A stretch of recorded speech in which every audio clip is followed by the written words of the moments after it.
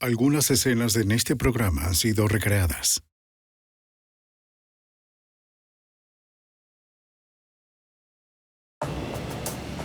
El incendio de una casa en Carolina del Sur oculta evidencia de un asesinato por encargo.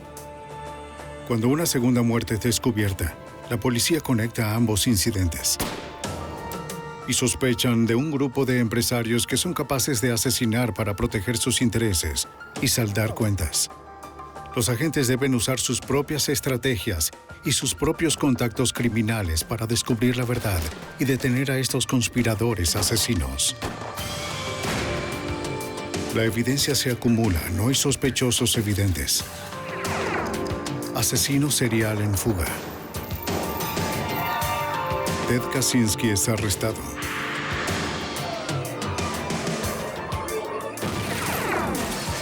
Fugitivo aún prófugo.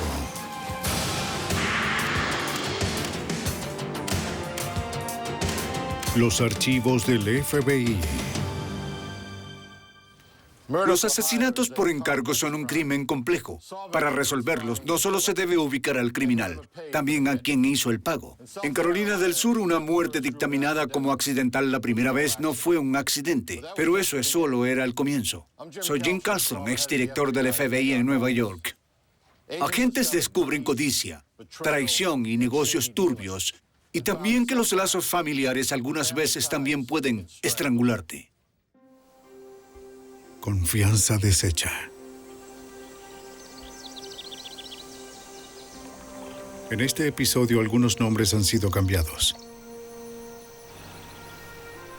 El condado Florence en Carolina del Sur se encuentra en el corazón del estado. Un área donde los cultivos se unen con el pantano. Y los trabajadores más pobres viven junto a las familias más adineradas. La mayoría de los residentes de la pequeña ciudad de Olathe viven tranquilos, una vida rural a 40 kilómetros de la ciudad de Florence. Pero a finales de los 80, un peligro oculto comenzó a perturbar esta tranquilidad. En la mañana del 10 de junio de 1987, los voluntarios del Departamento de Bomberos Rurales de Olathe respondieron a un incendio en una granja fuera de la ciudad. Para cuando llegaron a la escena, la casa estaba envuelta en llamas.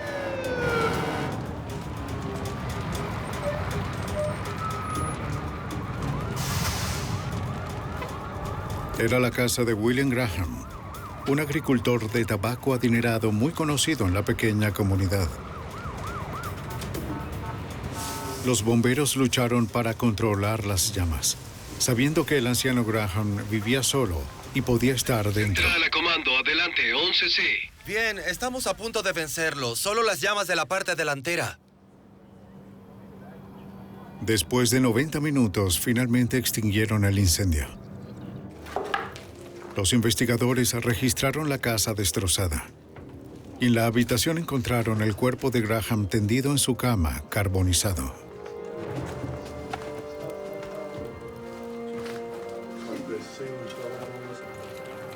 Después de remover el cadáver, los investigadores buscan la causa del incendio. Investigadores, creo que lo encontré. Los patrones de quemadura demuestran que el fuego se inició en la habitación. Las pruebas químicas en los muebles, el piso y las paredes indicaron que no se usó ningún tipo de acelerador para alimentar el incendio. Cerca del punto de origen del fuego había varias tomas de corriente. Correcto. El patrón de la quemadura. Los investigadores creían que había sido un incendio eléctrico, causado por fallas en el cableado de la granja. Tenemos un enchufe aquí con... Determinaron que el incendio fue accidental. En la autopsia, un patólogo observó lesiones por quemaduras masivas y evidencia de humo en los pulmones de la víctima. Decidieron que no había necesidad de radiografías. Se concluyó que la muerte de Graham fue resultado de asfixia, causada por envenenamiento con monóxido de carbono. El fiscal del condado, Dudley Salibi, leyó sobre el caso en la prensa local. A pesar de que la autopsia no indicó que fue un homicidio, y no había evidencia de un incendio provocado. Había rumores en toda la comunidad de Olathe que la muerte del señor Graham no había sido un accidente.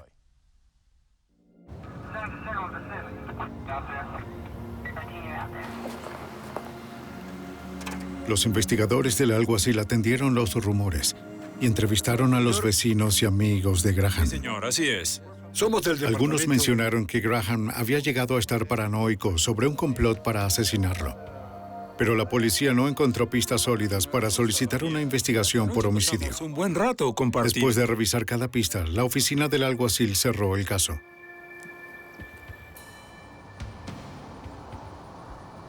Luego, 7 meses después, en enero de 1988, un cazador en el condado vecino de Clarendon vio un montículo de tierra en un campo. Al revisarlo, hizo un descubrimiento sombrío. Restos humanos. Llamó a la policía.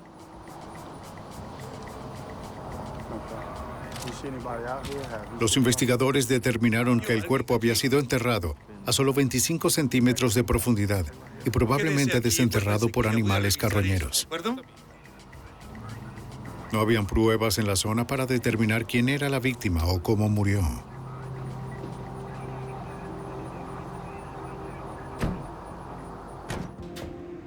El patólogo usó registros dentales para identificar a la víctima como Darnell Rhodes.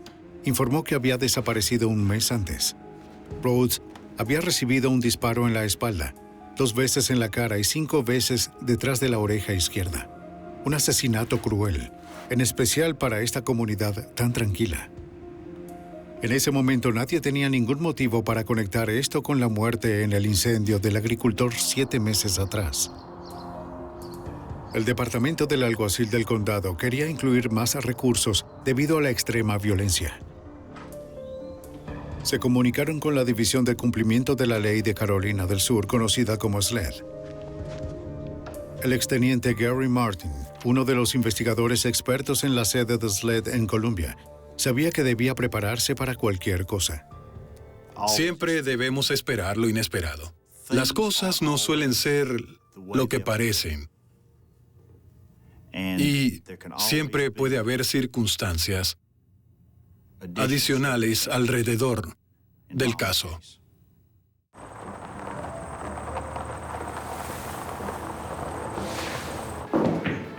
Los agentes de SLED y los detectives del alguacil comenzaron por visitar los lugares más frecuentados por la víctima Darnell Rhodes. Muchas personas lo conocían. Y dijeron que para el momento de su desaparición, Rhodes fue visto muy frecuentemente con un amigo llamado Charles McRae. Vamos, es tu turno, no vas a vencerme. Según los rumores, Rhodes y McRae eran cómplices y cometían crímenes para los hombres adinerados de la zona. Los investigadores querían saber quiénes eran estos hombres, pero nadie ofrecía ningún nombre. Tengo alguna idea. Muchas personas en la comunidad de Olathe afirmaron que habían visto a Charles McRae con Rhodes el día anterior a la denuncia de desaparición.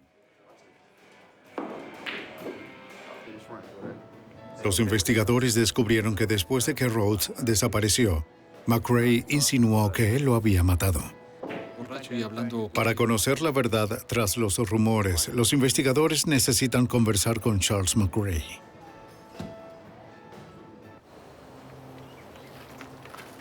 Aproximadamente al mismo tiempo, alguien presentó cargos de robo y asalto contra McRae, que no estaban relacionados con el caso Rhodes.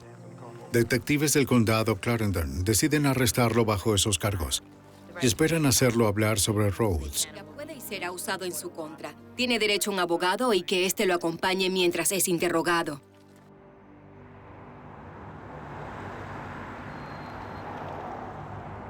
En la sede de SLED, los investigadores explican las declaraciones de los testigos que tenían respecto a McRae sobre el homicidio de ¿Puede Rhodes. explicarnos eso ahora mismo? Bueno, originalmente el contrato... El sospechoso dijo que estaría dispuesto a cooperar si podía conseguir protección para 2 familiares que lo ayudaron luego de la muerte de Rhodes, según el agente James Gamble.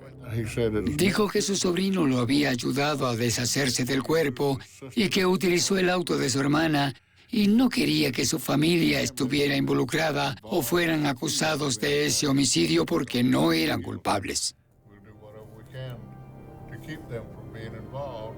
Cuando acordaron no enjuiciar a los demás, McRae admitió haber asesinado a Rhodes para mantenerlo en silencio.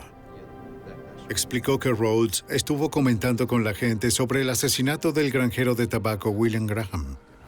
Inicialmente, la respuesta de la policía fue no, no hay indicios de que eso fuera un homicidio. Pero luego les dio información de que indicaba que era un homicidio, y esto hizo reabrir la investigación.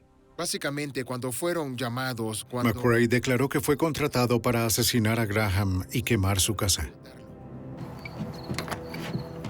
Dijo que irrumpió en casa de Graham la noche del 9 de junio de 1987.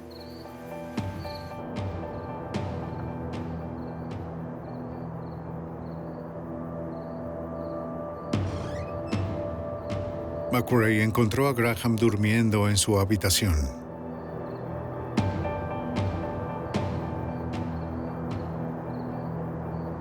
Utilizó un arma de calibre pequeño a quemarropa detrás de la oreja. McRae robó el arma que Graham guardaba para protegerse.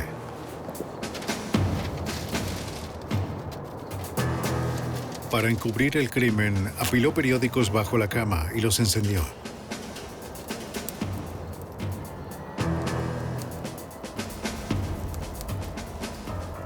Antes de irse, encendió las luces para hacer que el fuego creciente se notara menos en la distancia. McRae vendió el arma que robó y el arma homicida a un amigo. Los agentes preguntaron quién le pidió cometer el crimen. Al principio temía hablar, ¿Estos dos tipos te dijeron por qué querían que asesinaras a William Graham? pero eventualmente confesó. McRae dijo que fueron dos hombres, Bill Prince y Larry Marshall, socios de Graham. Va a estar bien. Prince y Marshall lo contrataron por medio de un intermediario. ¿Qué tal? Hola, ¿cómo estás? Debes encargarte de este viejo, William Graham. Debe parecer un accidente, un incendio o algo así, ¿lo entiendes? Está bien, puedo hacerlo. Le ofrecieron $20,000 por el trabajo. Los agentes tenían conocimiento sobre Bill Prince y Larry Marshall, destacados empresarios locales, ambos millonarios. También sabían que si los enfrentaban ante un jurado local, necesitarían más que la palabra de McRae para probar una conspiración de asesinato. Así que me entregaron el contrato. Y les preocupaba que Prince y Marshall se acercaran a McRae y le hicieran cambiar su historia. El 18 de abril de 1998, 10 meses después de la muerte de William Graham, los agentes obtuvieron una orden para exhumar el cuerpo del agricultor. Los oficiales necesitaban buscar la evidencia que de alguna manera se les había escapado en la primera investigación y que probaría que Graham había sido asesinado. Las radiografías tomadas durante la segunda autopsia revelaron 2 balas calibre .32 en el cráneo de Graham y una pequeña herida de entrada tras su oreja izquierda. Un patólogo extrajo los proyectiles para que pudieran ser comparados con el arma homicida.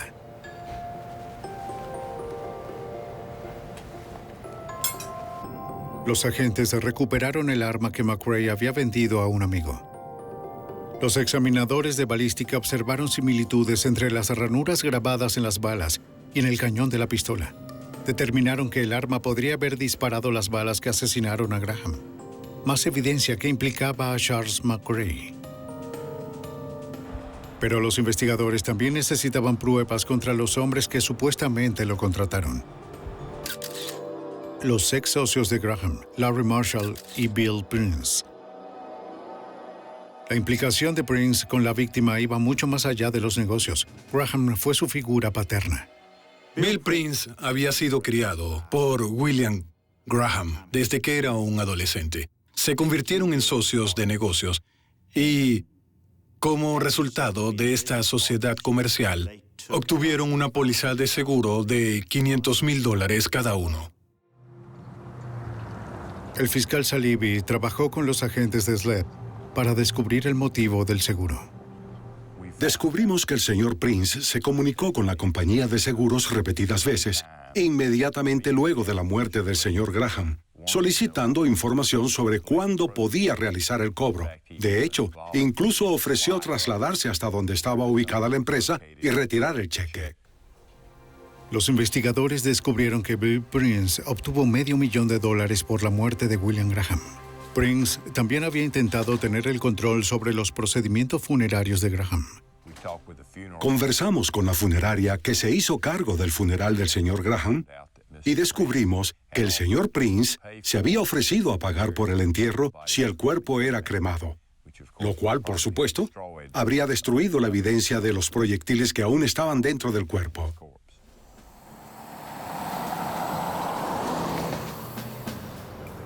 Las autoridades hicieron un gran esfuerzo por mantener la investigación oculta de Bill Prince y Larry Marshall y descubrieron que estos hombres le habían hecho perder a Graham $400,000 en una demanda reciente. Y 2 semanas antes de morir, Graham había presentado una segunda demanda contra ellos. Un motivo financiero convincente. Sin embargo, solo era evidencia circunstancial contra 2 millonarios nada fáciles de intimidar por la ley. No se acusó a nadie más que al señor McRae, inicialmente, porque los únicos indicios que teníamos sobre los otros involucrados era lo que nos decía el señor McRae. No había testigos para corroborar los hechos, ni tampoco evidencia física. Entonces, los temores de los investigadores se hicieron realidad. El único testigo que tenían se retractó. El señor McRae se retractó y se negó a cooperar, así que no había nada que probara lo que había dicho sobre las otras 2 personas involucradas. Tal vez alguien había conversado con McRae y lo convenció de no cooperar. En cualquier caso, los investigadores necesitaban una nueva pista para perseguir a Prince y a Marshall. En diciembre de 1998, el hallazgo que necesitaban surge de un cementerio en Carolina del Sur.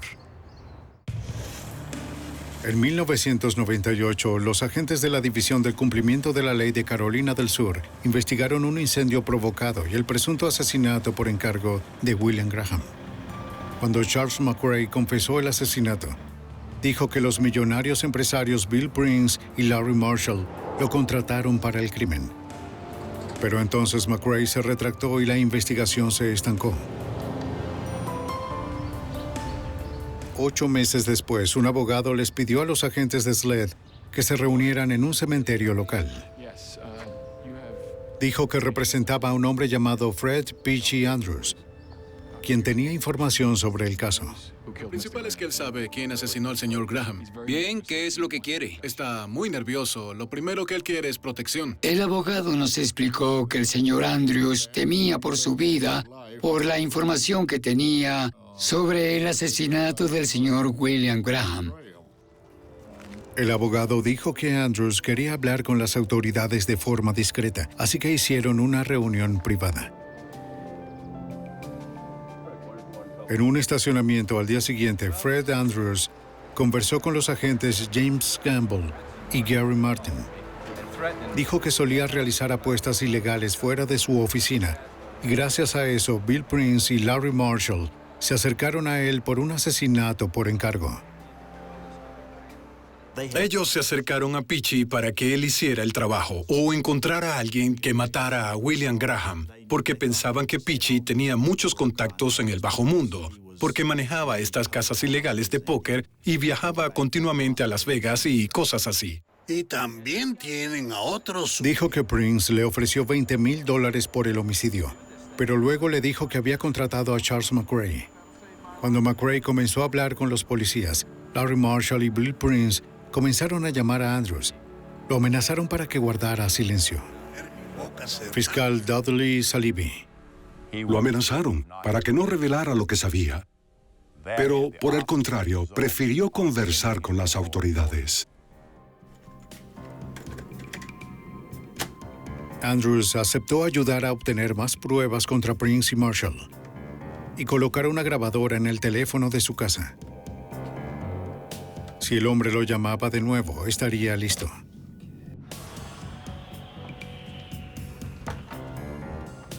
No pasó mucho tiempo antes de que Bill Prince llamara.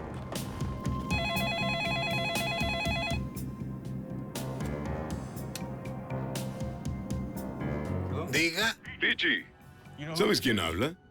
Una vez más, Prince habló sobre la investigación de Graham. Dijo haber oído rumores sobre que Andrews había estado conversando con Sled y que él y Larry Marshall necesitaban estar seguros de que no iba a delatarlos. Pero esta vez estaba siendo grabado. Causar la muerte de alguien. Bill Prince le dijo a Fred Andrews que si esos rumores eran ciertos y estaba hablando con la policía, muchas personas podrían salir lastimadas. Vas a pagar por ello. Para mí, eso implicaba que por su propia seguridad no debía cooperar con las autoridades. Al parecer, Prince estaba dispuesto tanto a matar a su padre por dinero como a cualquier testigo en su contra para mantenerlos en silencio.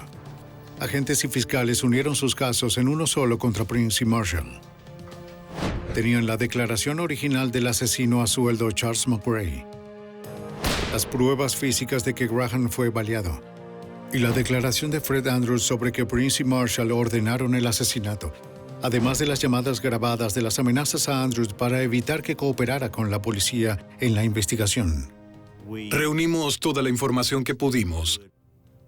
Nos dirigimos al gran jurado del condado Florence, presentamos el caso y fueron acusados por la muerte de William Graham. Los investigadores solicitaron órdenes de arresto para ambos empresarios. El 6 de abril de 1989, fiscales y agentes arrestaron a Bill Prince en las afueras de una oficina de bienes raíces. Fue acusado de solicitud de asesinato, conspiración y complicidad en un homicidio.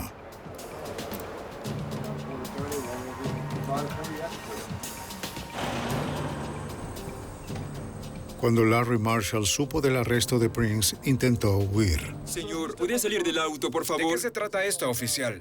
Pero otro equipo lo arrestó intentando huir de la ciudad.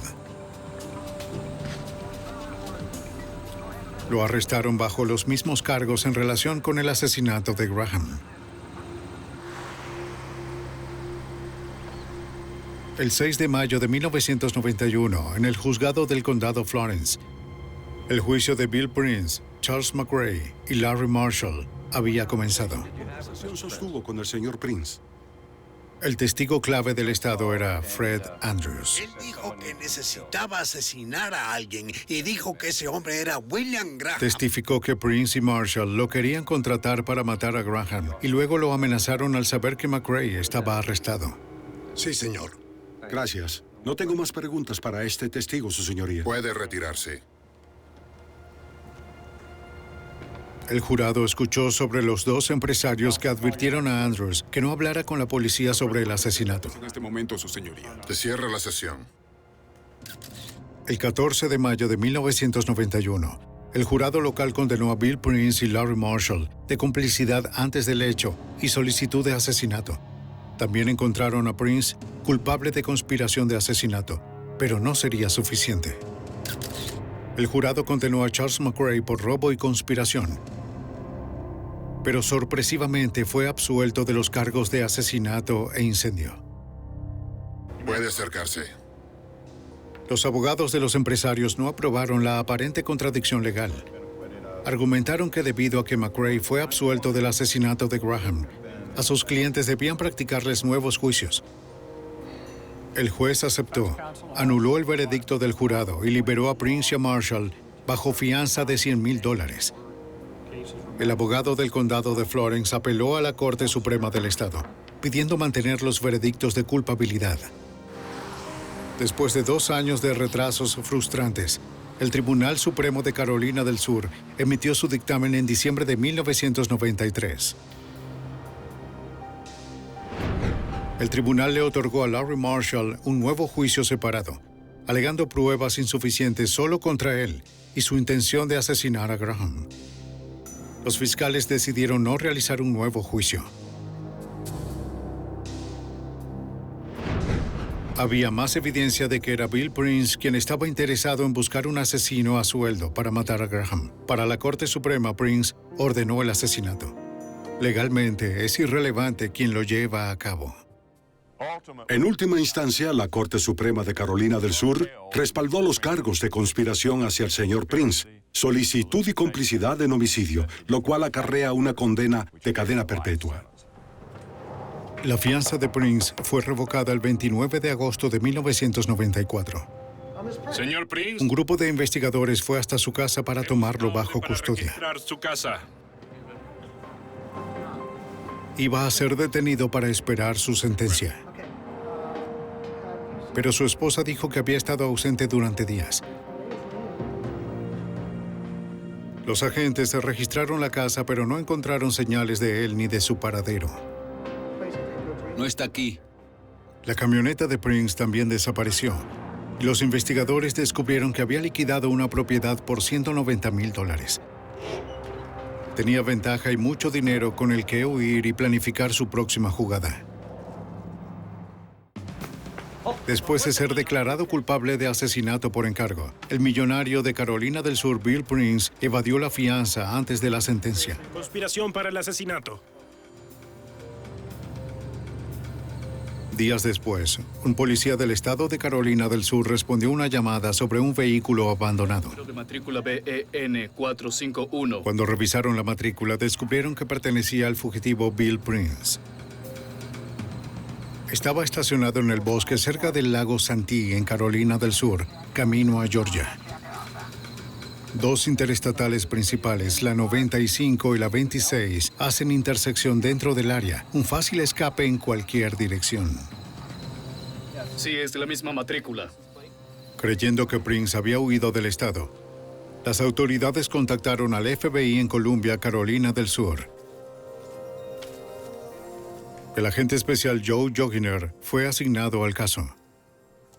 La oficina del alguacil dijo que habían contactado a sus amigos y parientes y ninguno conocía su paradero. Una vez que obtuvimos una orden federal por escape ilegal para evadir una orden judicial, comenzamos a buscar al señor Prince por todo el país. Necesitaban reducir el alcance de la búsqueda. En ese momento descubrí que Bill Prince tenía un hermano, Don Prince, que vivía en Wilmington, Carolina del Norte, y era un empresario de seguros, y había tomado el control de algunos de los negocios de Bill Prince. Ellos creían que también podía estar ayudando a su hermano a esconderse. Decidimos no entrevistar a Don Prince porque pensábamos que no podíamos contar con su ayuda. Por el contrario, agentes de Wilmington buscaron la colaboración de informantes en su vecindario. Hola, ¿en qué puedo ayudarle? Él es el agente Anderson. Cuando sabían que Don estaba trabajando, entrevistaron a los vecinos y explicaron que estaban llevando a cabo una investigación federal que exigía discreción. Él es mi vecino. Varios recordaron haber visto a Bill Prince con Don y accedieron a ayudar. Bien, voy a dejarle mi tarjeta y se comunica conmigo. Conocían la rutina diaria de Don Prince, dónde trabajaba, dónde vivía, y se procedió a observar y reportar esto al FBI en Wilmington. En unos días el plan funcionó. Un vecino vio a los hermanos Prince fuera de la casa de Don. Según lo acordado, él contactó al FBI. La oficina del FBI de Wilmington me notificó que lo habían visto. Realmente vieron a Bill Prince en la casa, en la residencia. Me pidieron que... Sí están en su yate. Para el momento en que el FBI recibió la información, se había ido. La cantidad de vías fluviales de Wilmington proporcionan rutas de escape que pocos notarían. Los agentes continuaron la vigilancia a Don Prince con la esperanza de que él los guiara hasta su hermano. Pero atrapar al millonario fugitivo no era fácil. Bill Prince era más difícil de atrapar que un fugitivo usual porque sus recursos eran prácticamente ilimitados. Bill Prince y Don Prince eran empresarios exitosos, tenían dinero, autos, botes y aviones. Tenían contactos en el extranjero y cómo movilizarse. Y una vez que Bill Prince pudo pedirle a su hermano ayuda para ocultarse, se convirtió en un caso de fuga muy difícil. El FBI recibió información de que Bill Prince podría estar en Puerto Rico o tal vez en las Bahamas. Podría estar en Wilmington, Carolina del Norte. Podría estar en Florida. Los agentes respondieron a cada avistamiento confiable en estas áreas a las que puede accederse en barco y en avioneta. Pero en cada oportunidad al llegar, Bill Prince se había ido. Pronto el FBI descubrió que el hermano de Bill, Don, hacía algo más que esconderlo. También recibimos información de que Don Prince había contactado con testigos que habían testificado contra Bill Prince, tratando de hacer que estos testigos se retractaran de su testimonio para que Bill Prince pudiera tener un nuevo juicio. Vengo en nombre del señor Prince. Un intermediario de los Prince trató de obtener la declaración de Fred Peachy Andrews y firmar una declaración jurada de un nuevo testimonio. Señor Prince, podría ser de su interés. Pero Andrews no tenía interés en cambiar su historia. No quiero firmar nada que tenga que ver con ninguno de sus hombres, ¿lo entiende? En verdad le interesa. Debería darle un vistazo a esto. Sí, sé a lo que se refiere. Sostuvo su testimonio. Pero Don Prince convenció a otros 20 testigos contra su hermano para que firmaran declaraciones juradas. Andrews fue la excepción. Para diciembre de 1994, Bill Prince había estado fuera de Olathe, Carolina del Sur, por 4 meses. En varias oportunidades, su gente se acercó a Peachy Andrews para que se retractara. Finalmente, en una fría noche de diciembre, alguien trató de eliminarlo.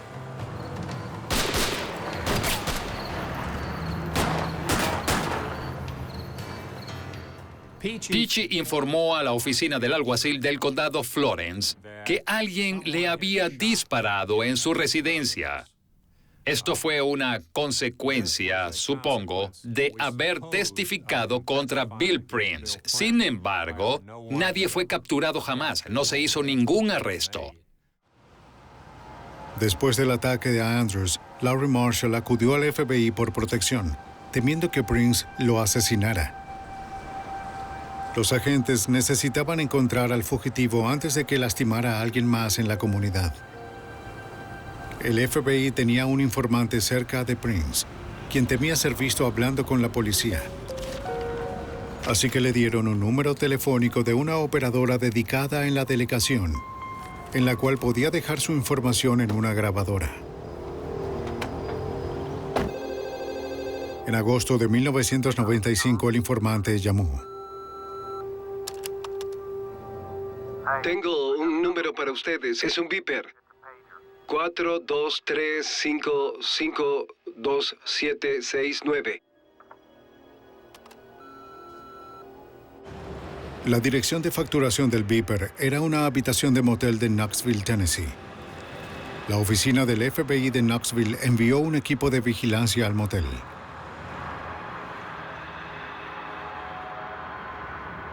Rodearon la zona y esperaron. Varias horas después, avistaron a un hombre parecido a Prince. Su apariencia era muy diferente al Bill Prince que conocíamos. Llevaba un sombrero de paja, estaba bronceado y usaba una camisa casual. Los agentes se dieron cuenta de que era el fugitivo Bill Prince. FBI, quieto. Primero dijo que no era Bill Prince, pero una vez que empezaron a hablar con él, reconoció que sí lo era y procedieron a arrestarlo. Después de un año huyendo, Bill Prince finalmente iba a la cárcel.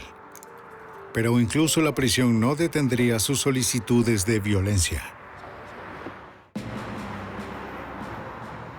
Luego de capturar al fugitivo millonario de 52 años, Bill Prince fue sentenciado a cadena perpetua por asesinato por encargo en la correccional de Bishopville, Carolina del Sur. Bill Prince no podía solicitar libertad condicional hasta cumplir 72 años. ¿Cómo estás, hermano?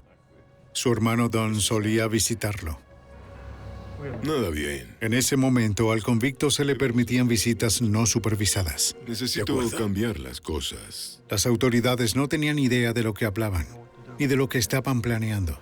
Cuento contigo. Bien, hasta pronto. Solo sabían que Bill Prince quería salir y que sus intentos de conseguir un nuevo juicio habían fracasado. Prince no estaba dispuesto a rendirse. 2 meses después de su condena, comenzó a hablar con otro recluso sobre venganza y asesinato. El recluso dijo que podía organizar asesinatos por encargo a través de sus contactos en el exterior. Prince quería asesinar a 5 hombres. Fred Andrews, el principal testigo en su contra. Larry Marshall, su ex codemandado. El agente James Gamble, quien lo ayudó a estar en otra prisión. Un anciano con quien tenía un seguro de vida e incluso su propio hijo, quien pensaba conspiraba con Marshall para apoderarse de su fortuna. Son 5,000. Eso no es problema. Pero Prince cometió un gran error. Estaremos en contacto. El convicto era un informante del FBI. Trabajaba para el agente especial Rob Weissenhofer de la oficina del FBI de Columbia, Carolina del Sur. Tener informantes en el sistema penitenciario es casi tan importante como tenerlos en la calle. Es primordial tener la mayor cantidad de información procedente del sistema penitenciario, así que es importante mantener un buen contacto con los de dentro y hablar con los otros convictos de la institución. Muchas veces averiguamos lo que sucede cuando hablamos con estas fuentes. La fuente le dijo a Weissenhofer sobre la petición de Prince de 5 asesinatos por encargo. La historia era un poco difícil de creer por ser tan fantástica y ser algo que solo se ve en la televisión o lees en los periódicos, pero la verdad no es algo que suceda muy a menudo. Weissenhofer habló con el agente especial Joe Joginer en Florence para preguntarle sobre la historia de Prince. Joe enseguida dijo, todo encaja con todo lo sucedido y no dudo que este tipo quisiera intentarlo de nuevo. Gracias, doctor. El informante tenía programada una cirugía de rodilla, así que el agente se reunió con él en la enfermería. Weissenhofer no se sorprendió al oír que Bill Prince tenía la ayuda de su hermano para contratar asesinos a sueldo. Bill Prince estaba dispuesto a contratar a un asesino a sueldo y el pago lo realizaría su hermano, Don Prince. El informante dijo que los hermanos querían comenzar asesinando a Andrews. Le solicitamos al informante de la prisión que siguiera el juego de Bill Prince porque necesitábamos corroborar lo que nos estaban diciendo. Nos preocupaba que Bill Prince intentara encontrar a un asesino a sueldo. No queríamos que pudiera hacerlo antes de poder interceptarlo. ¿Andrews le suena familiar? Así que decidimos jugar el papel de un asesino a sueldo. El informante organizaría el ataque a Andrews. Acordaría una reunión con el falso sicario y Don Prince, donde podrían discutir el pago y planear el resto de los asesinatos. Es todo lo que tenemos. Debemos preocuparnos por Don. El grupo de agentes se prepara para el engaño. Bill Prince era tan peligroso tras las rejas como estando fuera, mientras Don Prince estuviera en las calles dispuesto a hacer lo que fuera para ayudar a su hermano. Prince y su hermano Don Prince. Los investigadores necesitaban detener a los dos, asegurar clara evidencia de conspiración para asesinato, según el agente de SLED, Billy Chastain. Bill y Don Prince no eran solo hermanos, eran verdaderos socios criminales. Necesitábamos armar un caso no solo contra Bill Prince, sino también contra su hermano, que no estaba encarcelado y que jamás había sido encarcelado por ningún delito grave. Debíamos unirlos a los dos en la conspiración para hacerlo funcionar. El informante se reunió con Prince y le dijo que había encontrado a un hombre para el trabajo. Dijo que el sicario era miembro de una pandilla de motociclistas y que por $5,000 asesinaría a Peachy Andrews y Bill Prince. Aceptó la oferta.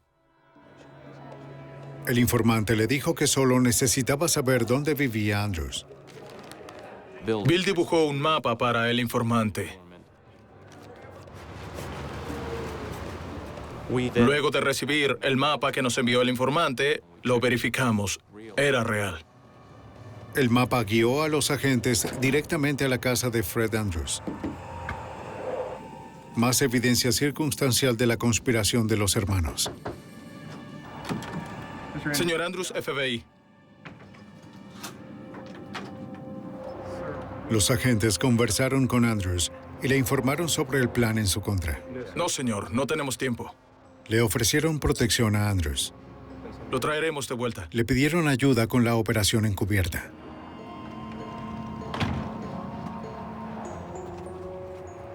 Necesitábamos algo que estimulara una conversación entre el informante y Bill Prince. Y decidimos que la forma de hacerlo sería decirle a Bill que el sicario había actuado. Andrews aceptó ayudar a proporcionar pruebas de que había sido asesinado. Los agentes escenificaron una fotografía de Andrews como la aparente víctima de una ejecución. Le entregarían la fotografía a Bill Prince con la historia de que fue tomada después del asesinato. Andrews permanecería escondido, apoyando aún más la historia de su muerte. En la enfermería de la prisión, los agentes le dieron la fotografía a su informante. Además, llevaba un micrófono a su reunión con Prince. Querían grabar a Prince haciendo arreglos para pagar al asesino a sueldo a través de su hermano. Hasta ahora tenían muy poco que incriminar a Don Prince.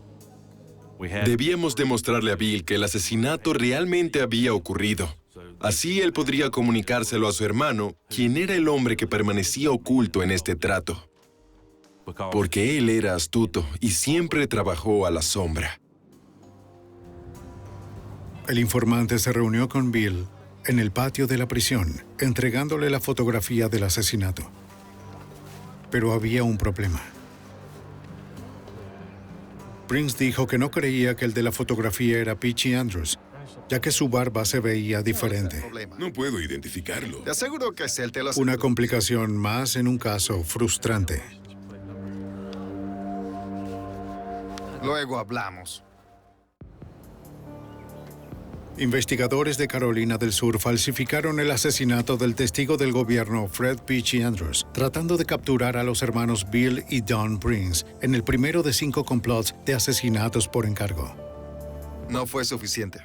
Un informante de la prisión le mostró a Bill Prince una fotografía del asesinato, pero reportó a agentes que Prince no creía que el de la fotografía era Andrews.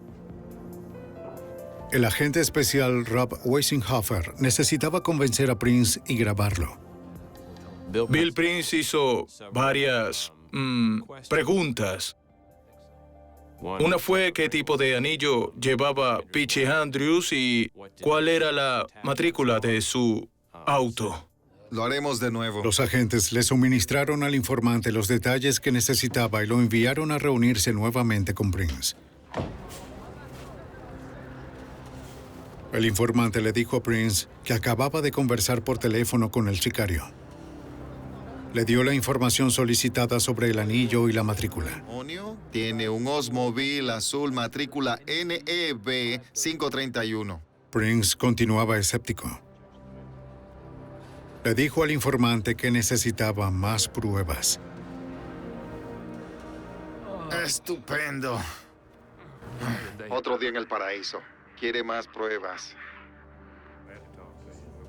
Frustrado, el agente especial Joe Joginer decidió agregar una treta más a la investigación y plantó un rumor que podría ayudar. Joe Joginer en Florence mencionó a un reportero que debían comprobar el lote de confiscación de la policía del condado de Florence. Cuando el reportero acudió al depósito, encontró el auto de Peachy Andrews. El señor Andrews es una especie de personaje local y su auto era bien conocido en los alrededores de Florence. Así que cuando el reportero vio el auto, sacó sus conclusiones y determinó que Peachy Andrews, un testigo importante en el juicio de Bill Prince, había desaparecido. Realizando algunas entrevistas, el reportero descubrió que Fred Andrews no había sido visto en una semana. Y la gente comenzaba a sospechar que algo le había sucedido. Lo que él no sabía era que Andrews estaba escondido en una casa de seguridad del FBI. El 14 de diciembre de 1995, El reportero publicó una historia sobre la desaparición de Andrews. Cuando Don Prince leyó la noticia, se la llevó a su hermano Bill. Sí. Estaban muy juntos en la sala de reuniones y era evidente que no querían que nadie más escuchara lo que estaban hablando. Haz el pago hoy mismo. Al parecer, Bill Prince estaba finalmente convencido de que Andrews había sido asesinado. Gracias. Ahora acordaría el pago de la recompensa a través del informante de la prisión en una conversación grabada por el FBI. Don Prince abandonó la prisión y condujo a través de la I-20 hasta un área despejada a unos 100 o 112 kilómetros de distancia de la correccional Lee, donde se le dijo que ubicara a un motociclista en el área de picnic. El motociclista era en realidad un agente. Sentamos a nuestro agente encubierto en una mesa apartada para que estuviera lejos del tráfico. No estábamos seguros de cómo podría reaccionar Don Prince cuando lo arrestaran y sabíamos que siempre llevaba un arma. Otros agentes observaban de cerca para grabar la reunión y hacer el arresto. La hora de la reunión era a las 5 de la tarde. El señuelo era que Don pidiera indicaciones en Tuberville, una ciudad del estado. A las 5:20, el sujeto llegó.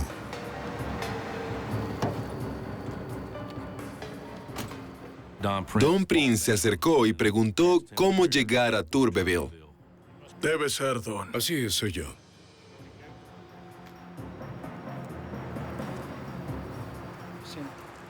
El agente especial Weissenhofer actuó como un motociclista al teléfono. Está todo allí. El agente Chastain, por su parte, está a la espera de la señal. Nuestra señal era que el agente especial Weissenhofer soltara el teléfono. Todos nos acercaríamos al señor Prince.